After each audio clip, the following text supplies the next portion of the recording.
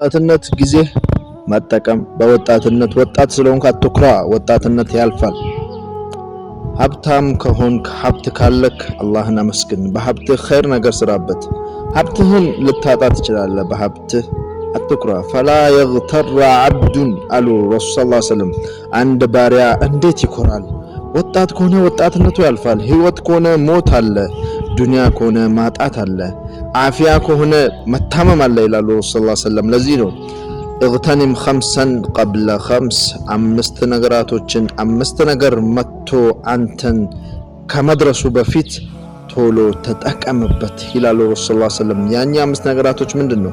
ሐያተክ ቀብለ መውቲክ፣ ህይወትህን ሞት መጥቶ አንተን ከመንጠቁ በፊት ተጠቀምበት። ወሸባበከ ቀብለ ሐራሚክ፣ ወጣትነትህን እርጅና መጥቶ አንተን ከመጫጫኑ በፊት በወጣትነትህ ተጠቀምበት።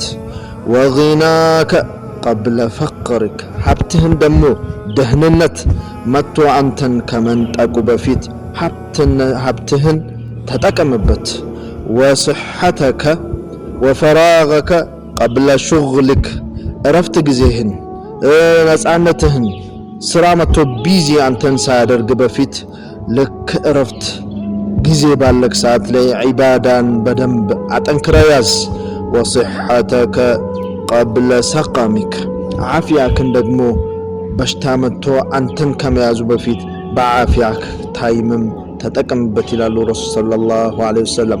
እኚህ ሁሉ ኃላፊ ናቸው። ወጣትነትም ሀብትም ህይወትም ሁሉም ነገር ያልፋል። እኚህን አንተ ጋር ባሉ ሰዓት ደግሞ ተጠቀምባቸው ይላሉ ረሱል ሰለላሁ ዐለይሂ ወሰለም። እግተኒም ኸምሰን ቀብለ ኸምስ። አላህ የምንጠቀም ሰዎች አላህ ያድርገን። ይህን አካውንት ፎሎ ሼር አድርጉት።